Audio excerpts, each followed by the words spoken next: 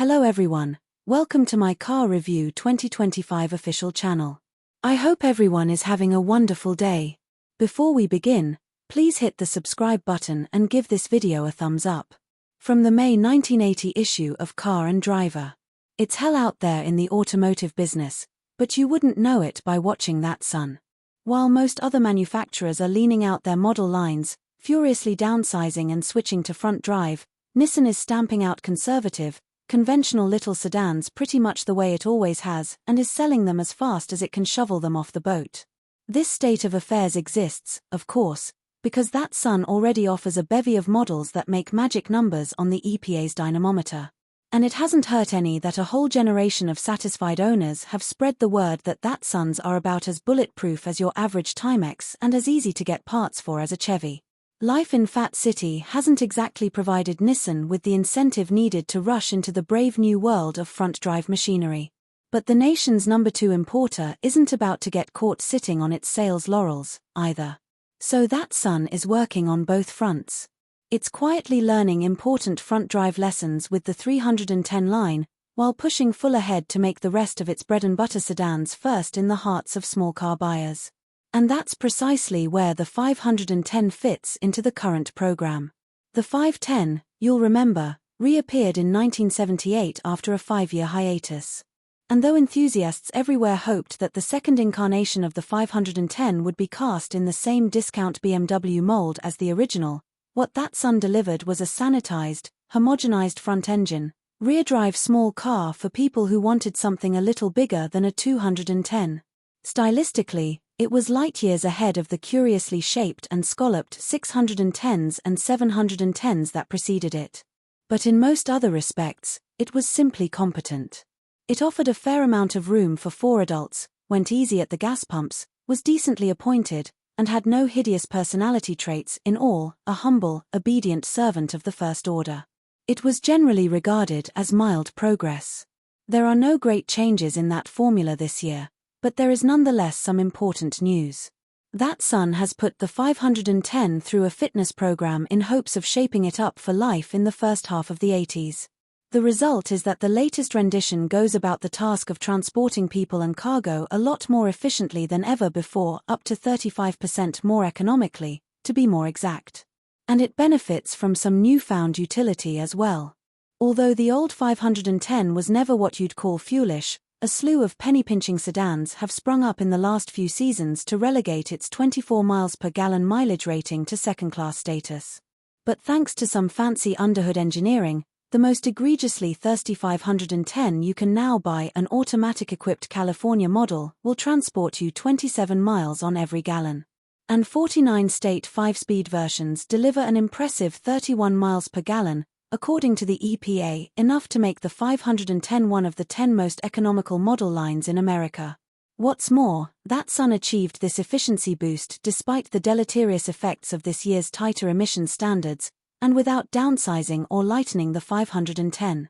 Rather than go to the trouble and expense of building a more efficient car, Nissan's hardworking engineers found a way to build a more efficient engine, the NAP said. That acronym stands for Nissan Anti-Pollution System, and if it sounds familiar, it's because you've heard of it in connection with Datsun's slick 200SX. The 510 uses a carbureted version of the 200SX's fuel-injected 2.0-litre 4, and benefits from all the same new technology. Truth be known, the NAP said is really only half a new engine.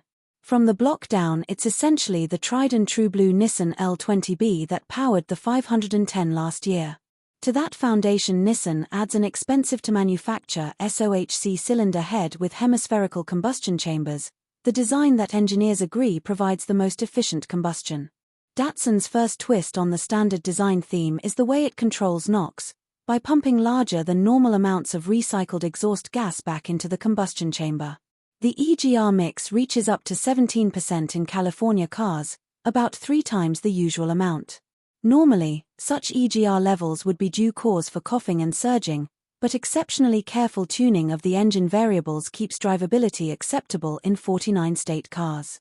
In California sedans, Datsun pulls out all the stops, ensuring consistent combustion with 2 spark plugs per cylinder. By all accounts, the new design has been a success. For one thing, 510s now meet the strictest emissions standards in the land without an expensive three-way catalyst or a costly fuel injection system. The NAPZ technology also allowed Datsun to maintain the 510's power. This year's 92 horsepower rating is exactly the same as last year's. And Datsun also managed to tune first-rate drivability into the new power plant. Our test car was completely civilized, free of surging or stumbling when warm, and better behaved than a host of 1980 cars when icy cold. All this would be good enough news in the face of the tightest ever government-mandated emissions regs. That the NAPZ also pulls out an exceptional mileage gain makes it a commendable achievement, and puts Datsun one step ahead of the competition in engine development. With the 510's gas mileage bumped to leading-edge small car standards, Nissan finished the updating job by injecting the lineup with a dose of versatility, a new 5-door hatchback. The new body style, which was fashioned from the 4-door notchback it replaces, joins the 3-door hatchback and the 5-door wagon, both of which remain virtually unchanged. And while it was reworking sheet metal, Nissan threw in a facelift for good measure, sprucing up the grille with a set of quad-rectangular headlights and cleaning up the taillight treatment. The addition of the 5-door means that all 510s now offer the utility as well as the fuel efficiency of the newer, more advanced small cars in the Rabbit class. Of course, the 510 is at least a few inches longer and a few £100 heavier than most of them. But in terms of usable interior space, cargo room, versatility, and economy, the 510 is now solidly competitive. Datsun has done a good job of squeezing every cubic inch of interior room out of the 94.5-inch wheelbase platform, despite the intrusion of the driveshaft tunnel and the room required to clear the solid rear axle. 4 full-sized people can travel relatively comfortably if all cooperate. And thanks to its rear hatch and standard split-back, fold-down rear seat, the 510 provides a full measure of cargo handling ability. The 510 also offers almost all of the standard features we've come to expect in Japanese cars. The $5,889 asking price includes such niceties as full instrumentation, reclining front buckets with lumbar support for the driver's seat, carpeting, cloth upholstery, a digital clock, the split-back rear seat, side window defrosters, remote releases for the fuel filler door and rear hatch, a 5-speed manual gearbox, and so many storage bins that the 510 could double as a small-town post office. So on paper, at least, it seems that the 510 has all the necessary ingredients for happiness in the little car leagues. But in the harsh light of day, the 510 falls behind the first-rank small cars in desirability, and not because of any serious flaws in its basic design. Rather, Nissan has missed the mark in its execution of some important details. Take the interior. Though the front buckets are quite comfortable, the driving position good, and the control layout convenient, the cabin is still not a very pleasant place to be. Our red test car's black interior had that made-in-Japan look, thanks to flat, featureless door panels, dull grey pleated cloth upholstery, and tacky, gunmetal grey plastic surrounding the instruments and on the console. The net effect was dreary. Nor does the 510 serve up any of the verve or nimbleness that makes the best little cars so engaging to drive. When the pavement gets rough, the 510 loses its composure, and it goes all mushy in serious cornering. The steering, with 5.3 turns lock-to-lock, is riverboat lethargic, and is cursed with a dead spot on center big enough to run the 913 through. The 510's highway tracking is unsure as well. And though the engine provides adequate pep and good vibration control, it drones at almost all speeds and throttle settings. All of which leaves us with mixed emotions about the revitalized 510. On the one hand, we can't deny that it has a certain basic appeal. It's screwed together tightly. It's certainly versatile and adequately roomy, and satisfyingly economical. And if experience is anything to go by, it should be just about unbreakable. But unfortunately, man does not live by utility alone. Datsun may have brought some very advanced technology to bear on an otherwise ordinary small car, but it neglected to factor in such important attributes as driving fun and aesthetic appeal. In today's seller's market, such drawbacks won't stop the 510 from being a sellout. But if Datsun is looking for a happy tomorrow, it will simply have to work even harder. If I were 007, Richard Nixon, the Godfather, or any other prominent individual who couldn't afford to be spotted in public, this is the car I'd hide out in. Park a 510 in the suburbs and it disappears against the backdrop of Shakis, Fedmarts, and Schooner Cove condominiums. The 510 is so innocuous you could own one for years and still have trouble explaining to your neighbor what kind of car you've got. And driving the 510 has the same sedative effects as bad TV. You're not really motoring in the usual sense, you just sort of reach your destination after a while. 4 fit comfortably, there's plenty of room in back for the dog, it's built well, and it hardly ever breaks down. That's about all that needs to be said about this car. Oh, yes, the 510 does one thing amazingly well. The mystical, magical Knapsaid motor makes 31 miles to the gallon, and the tank can store enough petroleum to carry you across the biggest state in the Union. So if you hate to be recognized, particularly at gas stations, this is your car. Don Sherman. We've told you before about Datsun's about faces.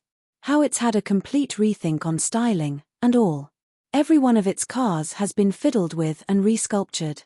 This activity has become too frantic that Datsun has turned itself into a veritable whirling dervish of good looks. The problem with turning too fast, and then faster yet, is that products spinning off this creative turntable may not gel well enough, set well enough, to withstand the velocity change that occurs between drawing board and production line. That's what's happened with the 510. The outside of the thing is a picture of rosy-cheeked trimness and modern good looks, but underneath, the mechanical components and comfort quotient have not gotten up to speed. Mechanically, this car is light years behind its appearance. Its handling imprecision is a yawning chasm long ago bridged by the lowliest of Datsun's competition. Its driving pleasure is time-warped in the dark ages of motoring accomplishment. Sad. The 510 isn't a bad car, but it also isn't a good car. It's just a car. Ours has only been gone from us a relatively short time, and already I'm having trouble remembering much about it. Its biggest impact on me, I realize, was that it made no impact. I remember a semi-handsome 5-door hatchback body, a kind of all-plastic instrument panel and dash in lustrous grey, and there must have been seats because I drove the car, but they were not memorable in comfort of its opposite. We had an automatic 510 for a while, and I remember the transmission buzzing and vibrating and generally being entirely too noticeable. I know enough about the engine to admire its up-to-date innards, but I don't remember it being anything particularly noteworthy in operation. I suppose this automotive ennui comes from too much exposure to the various automotive delights to be found elsewhere among the current crop of econoboxes. These meat and potatoes blue plate specials may be Datsun's idea of neat stuff, but they're too bland a diet to suit me. So what do you guys think about this update? Let me know in the comments below. And if you like my videos, please press like and subscribe for more. I'll see you guys next time.